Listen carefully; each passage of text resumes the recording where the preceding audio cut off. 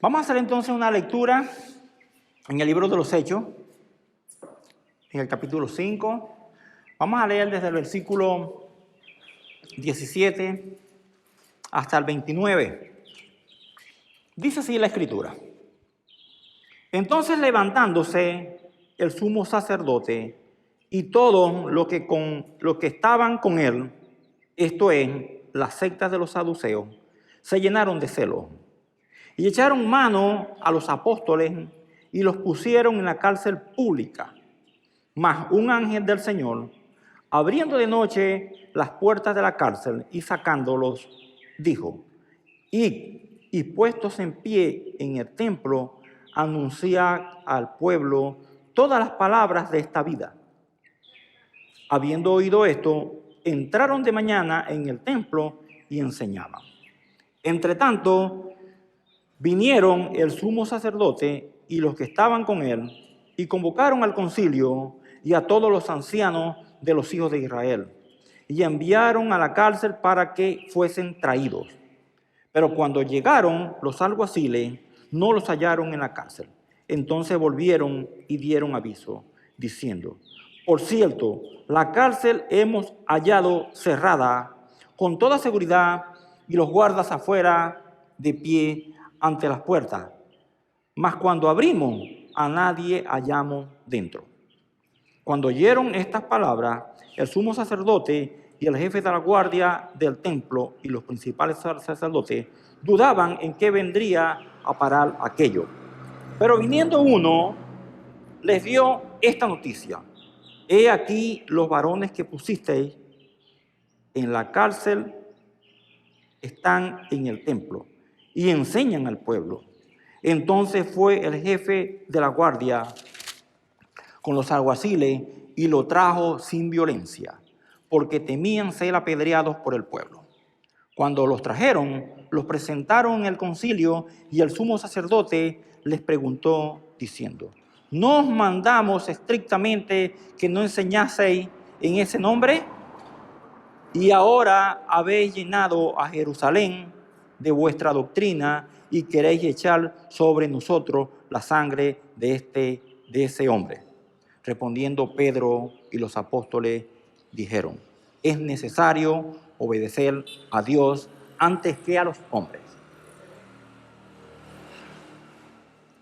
En los versículos precedentes vimos que muchas personas se convertían y se unían a la iglesia, así que el crecimiento de la iglesia era indetenible y muchos se hacían entonces miembros de la iglesia.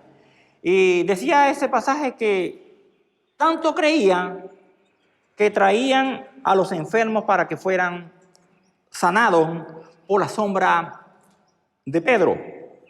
La gente que creía confiaba que el Señor sanaría a sus enfermos. Y entonces muchos venían a Jerusalén de las ciudades que eran vecinas, trayendo enfermos, atormentados, y todos eran sanados. Este era el contexto que rodeaba a la iglesia incipiente de entonces, al ministerio que ejercían los apóstoles y a la obra del Espíritu Santo. En el versículo 17 y 18 dice, sobre la base de ese contexto de lo que estaba sucediendo, dice: entonces, levantándose el sumo sacerdote y todos los que estaban con él, esto es, la secta de los saduceos, se llenaron de celo y echaron mano a los apóstoles y los pusieron en la cárcel pública. La sanidad de muchos en Jerusalén y alrededores, el crecimiento que la iglesia tenía y la gente reunida en el pórtico de Salomón, donde ya se estaba haciendo rutina que se reuniera la iglesia y los convertidos, no podía pasar desapercibida. Es decir, que la popularidad creciente de la iglesia hizo nuevamente que las autoridades judías encabezada por el sumo sacerdote, fijaran su atención nuevamente en los apóstoles. Habíamos dicho que para ese entonces Anán seguía fungiendo como el sumo sacerdote, no obstante que el sacerdote titular era Caifás. Y nosotros vimos a esos sacerdotes actuar durante el juicio que le hicieron a Jesús, de tal manera que nosotros podemos saber que ellos fueron responsables y partícipes de la muerte del Señor. Los vimos a ellos entonces actual. Y nosotros vemos que los sacerdotes, todos habían comenzado desde los tiempos de Aarón y de los hijos de Aarón. Cuando hemos leído el libro de Levítico, vemos entonces de dónde surge el sacerdocio. Entonces, estos sacerdotes de entonces, ellos eran mediadores entre Dios y los hombres. Así lo presenta la Escritura. Hasta ese tiempo en el que Jesús entonces se convierte en el verdadero mediador mediante su sacrificio. Pero sin embargo, ese era el oficio originalmente de los sacerdotes. Ellos eran los mediadores. De tal manera que entonces ellos habían sido apartados para Dios, y solo ellos tenían esa facultad de poder acercarse a Dios, de tal manera que ellos debían ser hombres santos, que por los hechos que hemos visto no lo eran. De tal manera que ellos tenían toda una influencia y ejercían todo el control de todo lo que tenía que ver con los asuntos del templo, porque así está en la ley, en Levítico, que ellos eran los únicos responsables de ejercer todas las funciones que habían de ser cumplidas en el templo. Y la secta de los saduceos, con sus particulares creencias entre los judíos, ellos eran una especie de partido político gobernante en ese entonces. Entonces ellos ejercían un liderazgo. Ejercían hasta ese tiempo un liderazgo. Pero las multitudes en torno a los apóstoles los hicieron a ellos llenar de celo. Pero los celos que ellos estaban mostrando no eran precisamente por las cosas de Dios, no era un celo por las necesidades, por las circunstancias del pueblo, sino que sus celos surgieron porque ellos sintieron amenazada la autoridad que ellos tenían. Ellos sentían que la autoridad que hasta ese momento tenían estaba siendo desafiada por los apóstoles. Y es que ellos, los saduceos, no creían en la resurrección de los muertos. Y eso es importante tenerlo presente. Vamos a leer Lucas 20:27. Dice así: llegando entonces algunos de los saduceos, los cuales niegan haber resurrección. O sea que ellos no creían en la resurrección. Hechos 23:8 también lo recarga, porque los saduceos dicen que no hay resurrección. Dicen ni ángel ni espíritu, pero los fariseos afirman esta cosa. Es decir, que ellos no creían en la resurrección de los muertos, y entonces eso los hacía sentir amenazada su autoridad, porque precisamente la resurrección de los muertos, y particularmente de Jesucristo, era lo que predicaban los apóstoles, la resurrección de Jesucristo, de tal manera que entonces ellos veían amenazada la autoridad suya. Pero al fin y al cabo, ellos, cuando se oponían y se resistían a la obra de los apóstoles, no se estaban oponiendo como tal a los apóstoles, sino que se estaban oponiendo al crecimiento de la iglesia y a la obra que hacía el Espíritu Santo. De tal manera que entonces dice el pasaje que echaron mano a los apóstoles y los metieron en la cárcel pública junto con los asesinos y junto con los ladrones. O sea, lo hicieron nuevamente, porque ya esto lo habían hecho antes. Cuando leemos Hechos 4:3, ahí lo vamos a ver, que ya antes lo habían hecho por primera vez. Hechos 4:3, dice aquí, y les echaron mano y los pusieron en la cárcel hasta el día siguiente porque ya era tarde. Es decir, que ya es la segunda oportunidad en que los apóstoles son llevados a la prisión. Entonces, esto que aquí está sucediendo no es sino la intensificación de la oposición y de la persecución de la iglesia y de la obra del Señor. O sea que ahí lo que se estaba era intensificando la oposición que habría de venir contra la iglesia del Señor. Entonces ellos, impotentes ante el ministerio de los apóstoles, ante la predicación apostólica, no les quedaba a ellos otro recurso sino usar la fuerza. Y es que nosotros sabemos, tenemos bastante ya experiencia de eso, que el que es poderoso y tiene el poder, cuando se ve enfrentado a la verdad, entonces no le queda más recurso que usar la fuerza y tratar de silenciar a como dé lugar. Y es que el sistema de maldad que gobierna a este mundo, o sea, siendo por supuesto incapaz de encarar y de poder tapar la verdad del Evangelio, la verdad de Dios, no es sino la lucha de las tinieblas contra la luz, va siempre a enfrentarse hacia el Evangelio. Y todos los que prediquen la verdad, todos los que enseñen el Evangelio verdadero, entonces eventualmente también van a sufrir la furia y la iglesia va a sentir el rechazo y la persecución de ese sistema de maldad. Y así tenemos que entenderlo todos los creyentes, porque todo ese sistema de maldad que gobierna al mundo va a perseguir a la iglesia y también va a perseguir a sus hijos. Dice el 19 y el 20, más un ángel del Señor,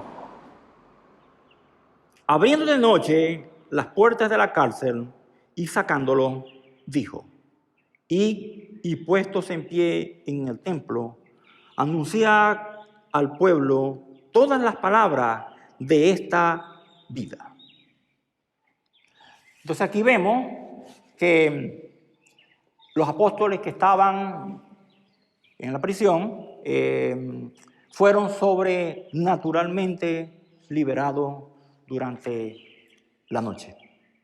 Porque un ángel del Señor, dice la Escritura, vino y sacó a los apóstoles de la cárcel. O sea, Lucas en este pasaje no da muchos detalles, pero es muy irónico, no obstante que no hay muchos detalles, es muy irónico que los saduceos que habían puesto a los apóstoles en prisión, ellos negaban la existencia de los ángeles. Y había sido precisamente un ángel quien los estaba libertando. Y habíamos dicho que ellos no creían tampoco en los ángeles, no creían en la resurrección y tampoco creían en los ángeles. Habíamos leído en Hechos 23:8. Lucas, en este libro de los Hechos, en varias oportunidades hace referencia a la intervención de ángeles, como podemos leerlo en el 7:30. Pasados 40 años, un ángel se le apareció en el desierto del monte Sinaí en la llama de fuego de una zarza, haciendo referencia Lucas a Moisés. En el 8:26, un ángel del Señor habló a Felipe, diciendo, levántate y ve hacia el sur por el camino que desciende de Jerusalén a Gaza, el cual es desierto. También en el capítulo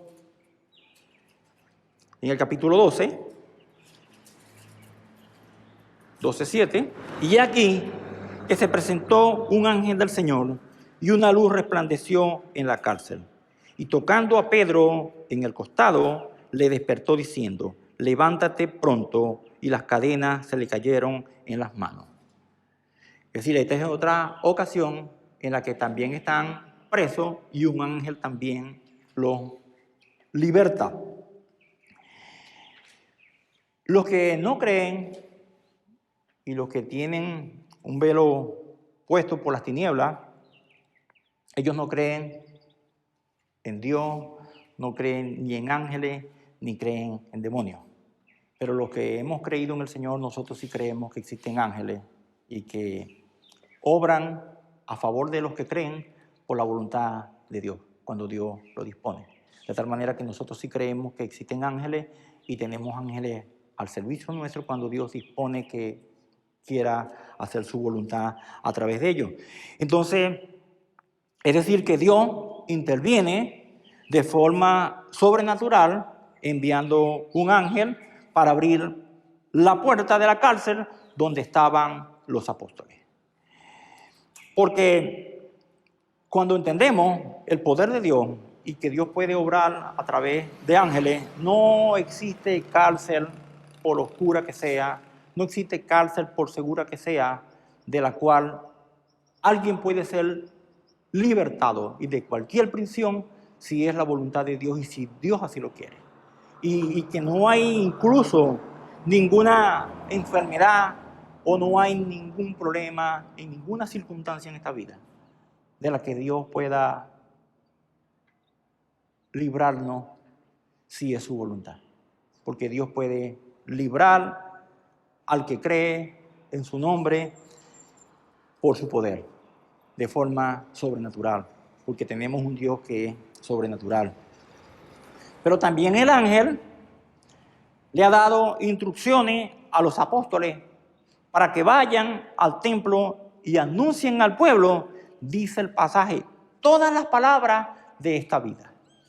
Y esto de ponerlo en libertad y los manda que continúen anunciando el evangelio, cuando los manda a que anuncien las palabras de esta vida, lo que los está es mandando, por supuesto, a que anuncien el evangelio de salvación.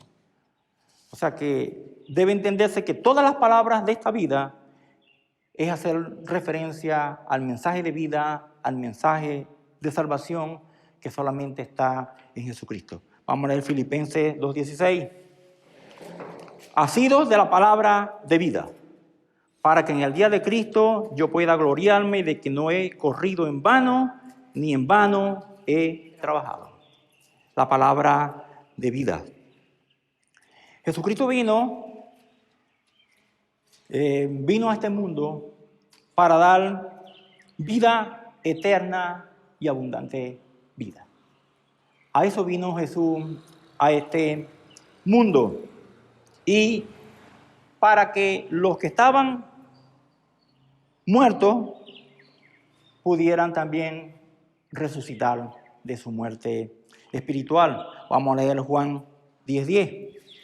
Dice, el ladrón no viene sino para hurtar y matar y destruir. Yo he venido para que tengan vida y para que la tengan en abundancia. Juan 1:4. En él estaba la vida y la vida era la luz de los hombres. Leamos 11, Juan también 11:25. Les dijo Jesús, yo soy la resurrección y la vida. El que cree en mí, aunque esté muerto, vivirá.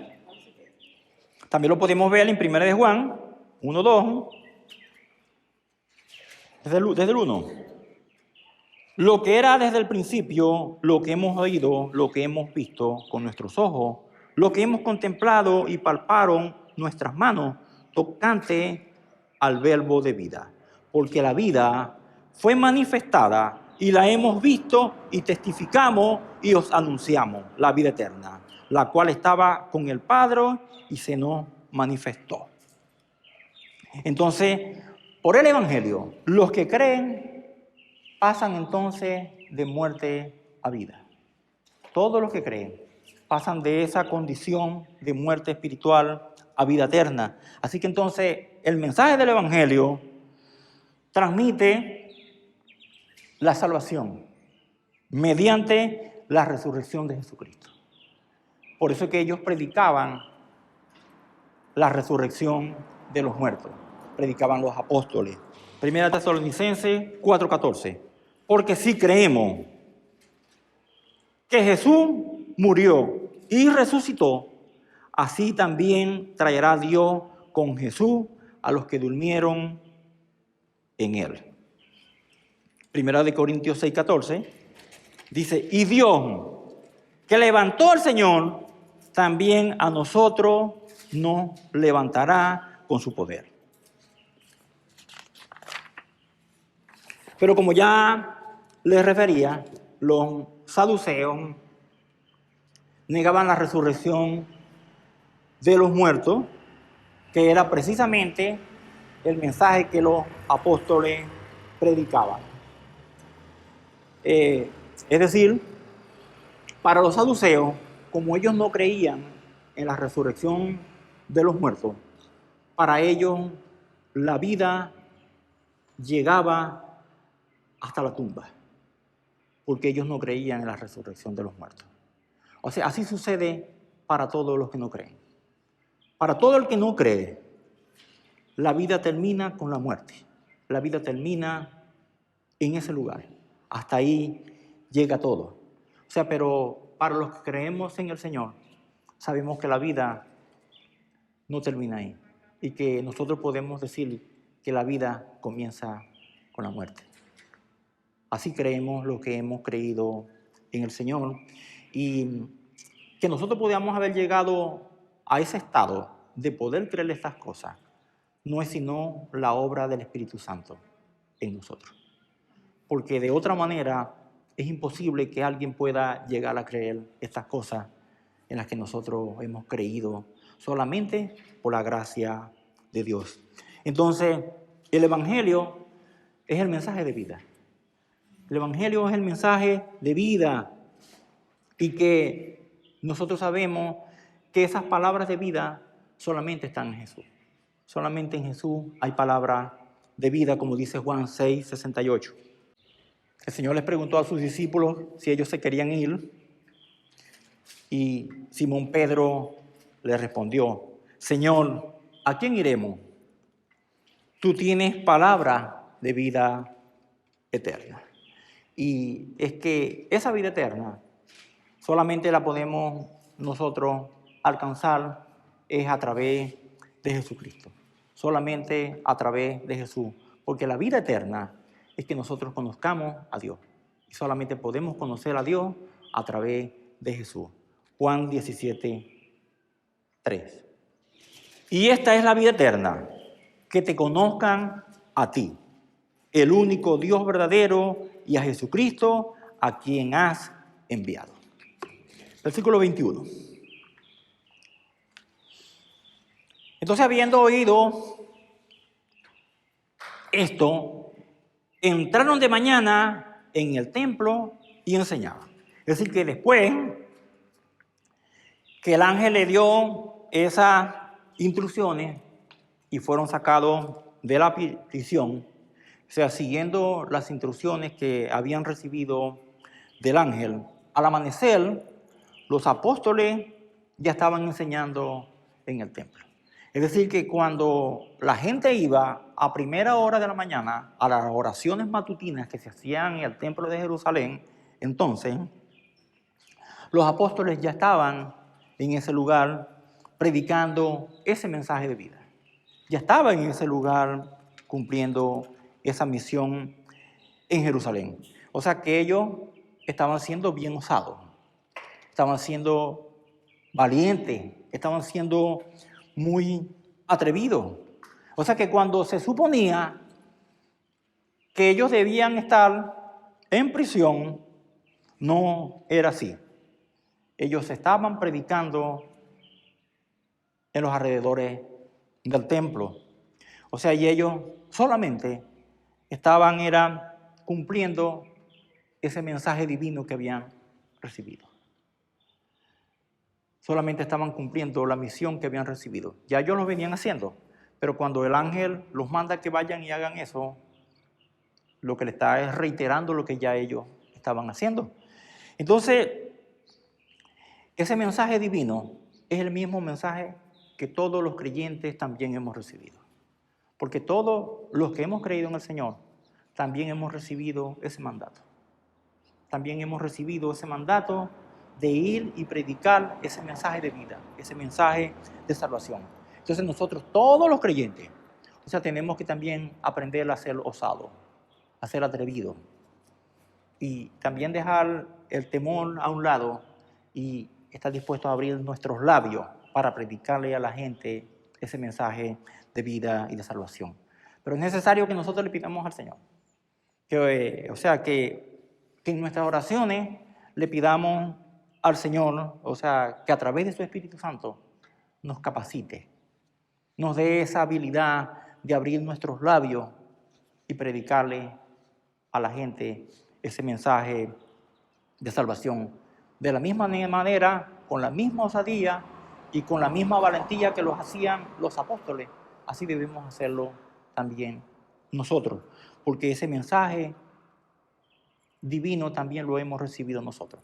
Porque el Señor en la Escritura manda a los creyentes que vayamos y prediquemos el Evangelio, dicen todas las naciones, y que hagamos discípulos en todas las naciones y los bauticemos en el nombre del Padre, del Hijo y del Espíritu Santo.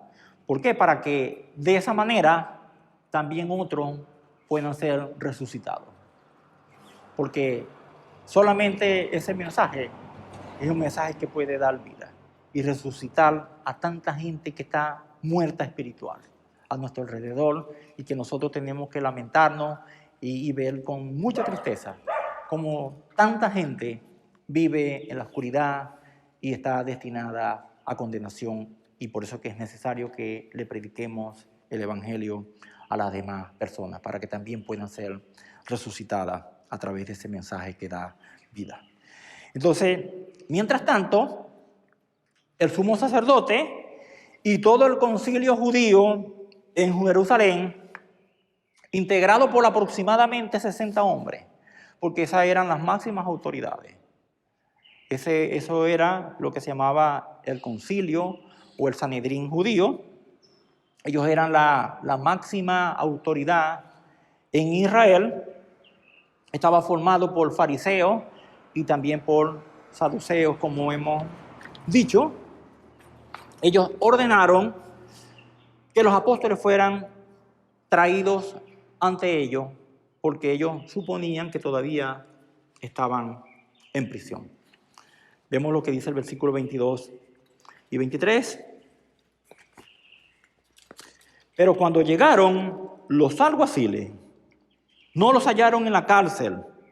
Entonces volvieron y dieron aviso diciendo: por cierto, la cárcel hemos hallado cerrada con toda seguridad y los guardas fuera de pie ante las puertas, mas cuando abrimos a nadie hallamos dentro. Así que fueron, como dice este pasaje, fueron los alguaciles a la cárcel y hallaron todas las cosas en orden. Hallaron las puertas bien cerradas, hallaron a los guardias apostados en sus sitios donde debían vigilar, pero los apóstoles no estaban en prisión, se habían esfumado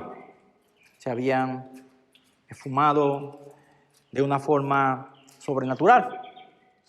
De tal manera que entonces los guardias regresan y entonces dieron aviso. No hallamos a esos reclusos dentro de la celda. Se habían esfumado. 24 y 25 dice: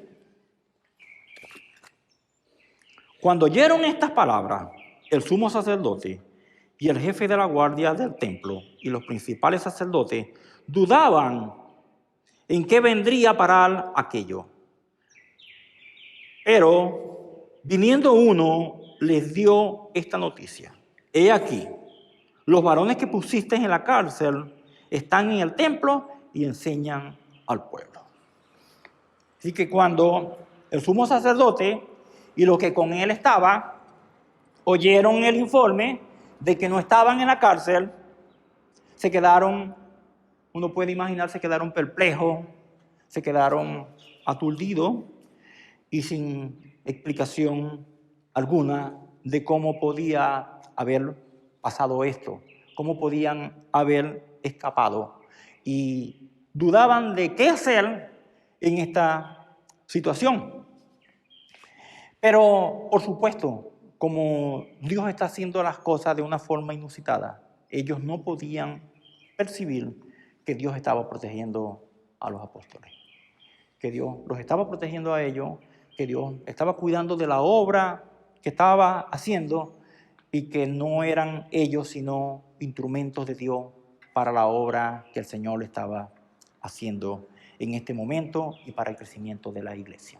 Es decir, que eso no lo puede percibir y nosotros es normal que no podamos percibir cómo Dios está haciendo las cosas, pero siempre Dios está haciendo su voluntad con todas las cosas, siempre, aunque no las podamos percibir. Entonces aquí vuelve el asunto de lo irónico.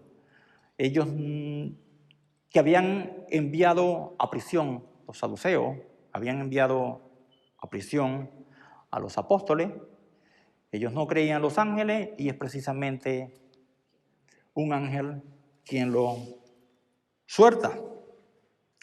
Pero estando entonces estos acontecimientos en desarrollo, el sumo sacerdote, reunido con el concilio, dice el versículo 25, pero viniendo uno, les dio esta noticia: he aquí, los varones que pusiste en la cárcel están en el templo y enseñan al pueblo. Es decir, ellos se preguntaron, ¿cómo pudieron salir de prisión? ¿Y cómo que ahora están enseñando al pueblo? O sea, si en la cárcel todo estaba normal, ¿cómo pudieron haber salido? Y ahora resulta que entonces están enseñando a la gente en el templo. O sea, y esto por supuesto revela las cosas sobrenatural de Dios. Y tal vez ellos llegaron incluso a suponer que alguien los estaba ayudando. Quizás ellos percibían que era alguien humano. Y es que alguien ciertamente sí se estaba oponiendo a la autoridad del sumo sacerdote. Sí había alguien, y ese alguien, por supuesto, era Dios mismo, que se estaba oponiendo a los propósitos humanos del sumo sacerdote y del concilio. De tal manera que nosotros, ni nadie sabe cuándo está luchando contra Dios mismo. Nadie puede saber cuándo está luchando contra Dios, y ellos no sabían que estaban luchando contra Dios mismo. Pero entonces el sumo sacerdote en esta circunstancia no sabe qué hacer, porque ellos, que eran las autoridades judías, ya le habían dado órdenes a ellos de que no enseñasen en ese nombre. Eso está en el 4:17 y 18. Esta fue la primera vez que lo hicieron presos. Dice aquí el 17, sin embargo, para que no se divulgue más entre el pueblo, amenacémosle, para que no hablen de aquí en adelante a hombre alguno en este nombre. Y llamándole, les intimaron que en ninguna manera hablasen ni enseñasen en el nombre de Jesús. Es decir que, a pesar de todo, entonces, los apóstoles no habían escapado para esconderse, como parecía lógico. Parecía lógico que alguien que está en una prisión, si puede escaparse, no se apareciera de forma pública, sino que se escondiera, pudiera ser, pero ellos se escapan y entonces abiertamente empiezan y continúan enseñando ahí en el templo. Y eso, por supuesto, revela lo que se puede hacer cuando se tiene verdadera convicción en Cristo. Es decir, que cuando se tiene una verdadera convicción de las cosas del Señor, entonces nosotros, por esa convicción, somos capaces de actuar de la manera que actuaban los apóstoles. Entonces, es admirable cómo ellos habían escapado y aún estando en esa circunstancia de ser unos prófugos, aún así ellos se sentían seguros. Ellos se sentían seguros y estaban confiados. Ellos no estaban preocupados por su libertad, ni estaban preocupados por su propia vida.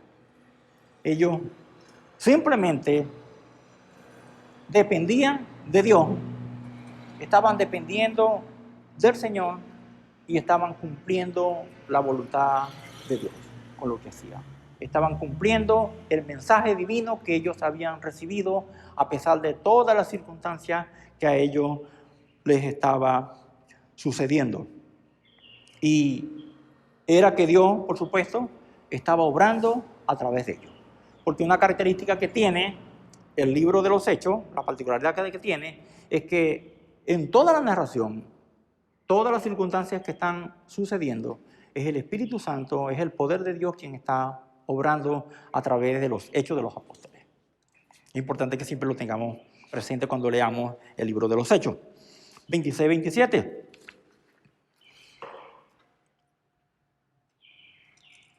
Entonces, fue el jefe de la guardia con los alguaciles y los trajo sin violencia, porque temían ser apedreados por el pueblo. Cuando los trajeron, los presentaron en el concilio y el sumo sacerdote les preguntó, diciendo, vamos a estudiar primero esos 26, 27 y después llegamos al 28. El jefe de la guardia con los alguaciles van por ellos que estaban predicando en aquel lugar, seguían enseñando en el templo, pero los que los van a buscar, ellos saben el poder y la influencia y la alta estima que ya ellos tenían entre el pueblo. Los que los fueron a buscar entendieron que tenían que ser cuidadosos de ellos, de tal manera que ellos entonces sabían que no podían detenerlos con violencia. Sabían que no podían detenerlos por violencia ni llevárselos por la fuerza, sino que tenían que llevárselos por las buenas. Porque ellos sabían que si se los llevaban por la fuerza, el pueblo estaba dispuesto a proteger a los apóstoles y defenderlos, aún teniendo que apedrearlos a ellos mismos. Entonces, por eso es que ellos prefieren persuadirlos de que vayan con ellos de forma voluntaria al concilio. Entonces, los apóstoles van voluntariamente. Y parece clásico que así obra muchas veces la policía, ¿no? Así que la policía a veces no se quiere llevar a la gente por la fuerza, entonces le dice a la gente, acompáñanos a la comandancia, ¿no? Pero ya uno supone que va a pasar, igualito te van a poner preso. Entonces los apóstoles fueron confiados que el Señor estaba con ellos y que de igual manera el Señor los iba también a librar de esa prisión. Entonces cuando los trajeron, los presentaron ante el concilio. Entonces aquí el sumo sacerdote les pregunta diciendo, versículo 28, no os mandamos estrictamente que no enseñaseis en ese nombre, y ahora habéis llenado a Jerusalén de vuestra doctrina y queréis echar sobre nosotros la sangre de ese hombre. O sea, era evidente que los apóstoles habían desobedecido las órdenes que le habían dado y que habían sido desobedientes a los hombres. Los apóstoles habían hecho eso, habían sido desobedientes a los hombres. Y ellos, y el sumo sacerdote les dice, es decir, no mandamos estrictamente que no enseñasen en ese nombre. O sea, ellos ni siquiera se querían referir a Jesús, sino que se referían a Él de manera despectiva. Se referían al Señor de manera despectiva. Y eso, por supuesto, revela el rechazo que ellos tenían por el Señor, el odio que tenían por Dios. Eso mostraba eso. Y entonces le dice, y habéis llenado a Jerusalén de vuestra doctrina. ¿Por qué? Porque cada vez que se predica el nombre de Jesucristo, entonces también con ello estamos predicando la doctrina del Evangelio. Porque predicar el nombre de Jesús es predicar el mensaje de salvación, es predicar el Evangelio de Jesucristo. Y ciertamente hemos visto los resultados de predicar el nombre de Jesús. O sea, cuánta gente se estaba convirtiendo. Y qué grandioso es predicar el nombre de Jesús y que la gente se convierta. O sea, qué obra tan maravillosa estaba sucediendo. Sin embargo, estaba obrando pues esa lucha que desde el principio de la eternidad Dios profetizó que habría de ser. Esa lucha, o sea, que Dios lo ha permitido, pero es la resistencia y la lucha que habría de haber contra la iglesia, y que ahí estaba presente, ¿no? Y ciertamente los apóstoles habían culpado a las autoridades judías, a los miembros del concilio y al sumo sacerdote y a los que ahí estaban de la muerte de Jesús. Ciertamente los habían acusado. Cuando nosotros leemos Hechos 2:23, en ese discurso que Pedro da, Pedro se lo dice, 2:23, a entregado por el determinado consejo y anticipado conocimiento de Dios, dice, prendisteis y matasteis por manos de inicuos crucificándoles. También en el 3:15, ahí también se lo dice, en el discurso que da Pedro en el pórtico de Jerusalén, ahí también se lo dice en el 3:15. Dice, y matasteis al autor de la vida, a quien Dios ha resucitado de los muertos, de lo cual nosotros somos testigos. Y dice el 17, también, mas ahora, hermano, sé que por ignorancia, dice, lo habéis hecho, como también vuestro gobernante. O sea que ciertamente los apóstoles sí habían acusado a los fariseos de haber dado muerte al Señor y ellos eran responsables de su sangre. Sin embargo, ellos mismos no se acordaban. Ellos no se acordaban de la declaración que sus adeptos también habían hecho delante de Poncio Pilato. Cuando Poncio Pilato presentó al Señor delante de la multitud para que ellos decidieran si elegían a Barrabás o si decidían salvar al Señor, la gente gritó y dijo, liberen a Barrabás, dijo la gente. Y de continuo dicen lo siguiente, Mateo 27:25, los adeptos de los apóstoles, de los sacerdotes, después de haber decidido condenar al Señor, dijeron, y respondiendo todo el pueblo dijo, su sangre sea sobre nosotros y sobre nuestro hijo.